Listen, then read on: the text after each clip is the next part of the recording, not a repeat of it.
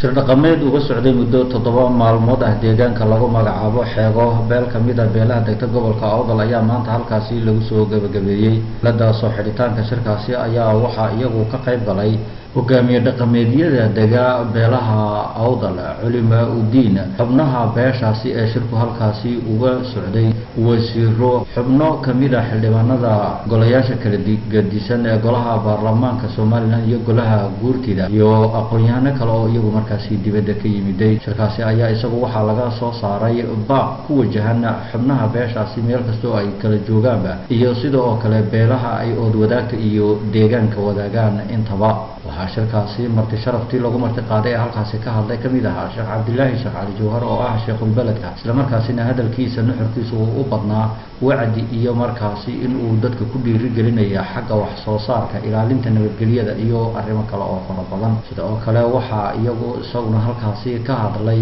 doomiyaha golaha deegaanka ee degmada Baki Bare Yuusuf Jaamac oo isaguna markaasi hadallo ka kooban halkaasi ka soo jeediyay waxa sidoo kale halkaasi ka hadlay kusimaha gudoomiyaha gobolka Awdal Cabdi Nuur Sugaal oo isaguna markaasi ku dheeraaday waxyaabaha shirkani ka soo baxay in uu horseedayo midnimo iyo isku duubni beelaha kale ee deegaanka gobolka Awdal sidoo kale halkaasi waxa ka hadlay wasiirka beeraha ee Soomaaliland Professor Farax Cilmi Geedole oo isaguna markaasi hadallo tirtirsiin iyo isugu jira markaasi sidii loo taabagelin lahaa baaqo halkaasi ka soo baxay ka soo jeediyay ugu dambeyntii shirkaasi waxa soo xiray oo isagu soo gabagabeeyay suldaanka guud ee beerahaasi shirka halkaasi ku yeeshay Sultan Cabdiraxmaan Jaamac Dawal oo isagu markaasi hadaladiisa mahadnaqa uu dadka u jeediyay kasoo ku dhiirigeliyay in ay beeraha kalena shirkaasi waxyaabaha ka soo baxay ay ku taageeraan beer yar baad wax arkaysaa waxaan ka naxaano kolka dadka la yiraahdo maxaa beertay waxaan beertay xab iyo tamaandho fiican baa beertay igu taal war ma tilaahida galeyda beertay igu taal lama tilaahida iyo murihiisu camrin yihiin intay degaan yabaab ka dhiga yabaab carabiga waxa la yiraahdaa tiri ingegan ka dhiga dadkaasi waa dadka ugu dulaysan buur dadka ka labaad ee soo raacay waxa weeyaan buuri ka bad dul fadhiya ee isagoo bad dul fadhiya ilaa buuri halka dhaxdaysa isqabtay ilaa buuri waan gaajoonaya aan dhibaataysan gaajoonaya kaasina waa kan labaad buuri ilaah baa ku dhaafshay miyaanay Soomaali ku sifaysan labada tilmaamoodba meeyay Soomaalidu lahayn waa arrin Soomaali ay ka timaatay waxa la waxay dhulka kala soo baxaysaa ma jirto dhulka way dul taala nimanka dad yaw soo qaxay oo meelo kale ka soo qaxay oo qafkeennaba ku hadlaynin kolkaan ana waa nimanka dhulka way naga qaadanayaan ku soo badanayay ereyga ugu horeeya ku soo qaadaan waxa weeye dhulka waa dul taalaanuna waa dul fadhidaan waxba kuma faleystaan maxay noogu sheegani hadii dad idinku wax ku fahmin dadka dhulka wax kala soo baxaya dadka u sheegtay bay yiraahdeen soo hadalkaasi xigmada wax ku garataan ma marka walaalayaal xeego idinkoo lamida Soomaalida kale ama idinkoo lamida beelaha kale samaroon lamida laakiin dadaal waa inaad kordhisaan أهمية قارة وإن الإسلام شركة اللي يدسيي حاجة الله دورتي باش حاجة هو كان يأمل دجاني لكن لو إذا مجالنا إيو أهمية كلا أي ناس ولا حي أو أهوى طبعا كنا طبعا يدين كنا بقى إنه هذا يوم رقمه إن شاء الله هذه أبناء المركزين وعلى هاي صدا الله يرضى الله والسلام عليكم ورحمة الله وبركاته. أبو خالد الوحوي نلقى قدر qabashadii ninku mana quweyntii waa runtii weeyaan ogayiisda u sheegay ninka qaldan baa maanta la taageeraa haddiise Soomaalidu ay garato ninka qaldan inay qabato ninka qumana ay quweyso dibida ma timaadeen waa la wada joogi lahaa waa la wada noolaan lahaa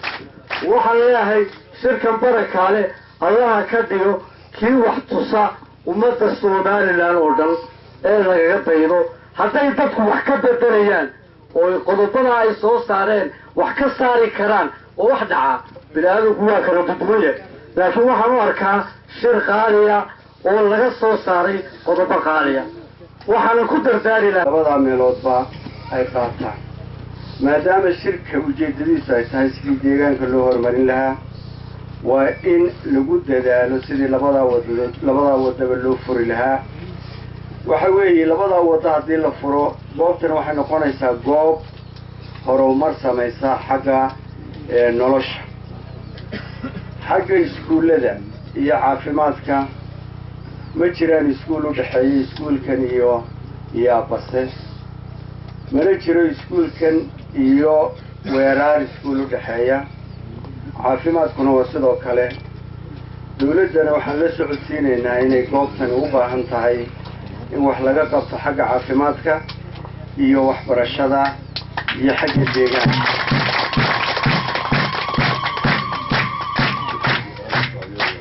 wuxuuhaa turxaan bixinta iyo talasiinta iyo habidda iyo hagaajinta iyo hagidda beelaweyta beela habar cafaan bay ahayd nuxurka xambaarsanid halka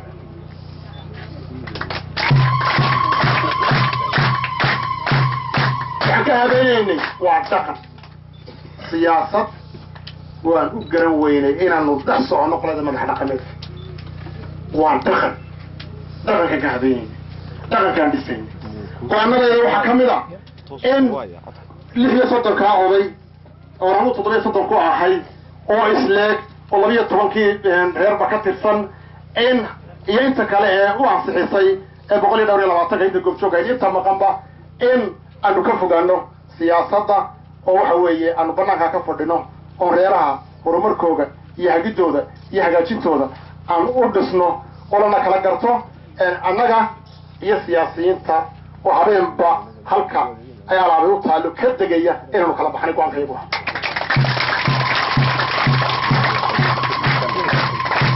warqonimo la keena waa lagu celi in raganimo keenana waa lagu raaci waa laga sexdo inta halkaa markaa dhignay isku xidhka beelaha reer somaliland gadabursi ciise isaaq iyo beelaha kale dariska nahay sida somaliland iyo etoobiya jabuuti waxaan go-aansanay in aan xukuumadaha maanta ka jira la jaan qaadno raacno wax la qabano waxna la qabsano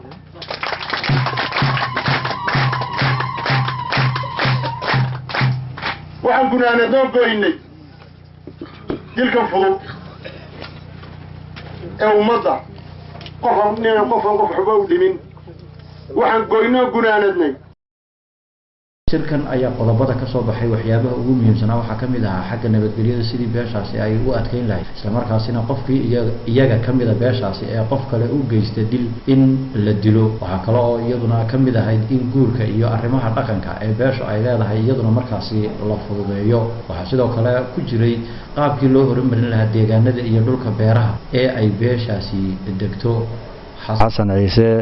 shabakadda wararka ee Sal News, magaalada Boorama.